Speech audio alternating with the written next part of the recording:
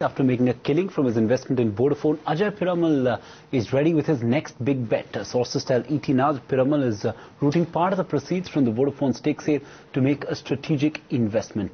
Nisha Poddar broke that story an hour ago. Now joins in with more details on this transaction. Nisha, what's the next target for a man whom everyone's calling is the next Warren Buffett of India?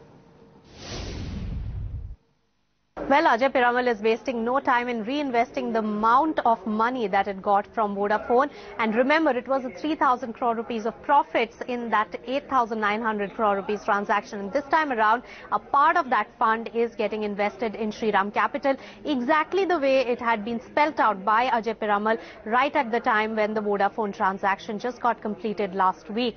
And what I gather from sources with direct engagement on this deal, and two of them have shared the details with us, that is 20% stake in Shriram Capital will be picked up by Piramal Enterprises for about 2,000 crore rupees, and this will be done through fresh equity issuance. So the preferential allotment of shares will happen to Piramal Enterprises for 2,000 crore rupees, and this amount will be utilized by Shriram Capital for furthering their business. Now remember, Ajay Piramal had been maintaining that he will like to partner Shriram Capital in its banking and financial services venture rather than being just an investor or a financial investor like other private equity players like TPG Capital and Sanlam.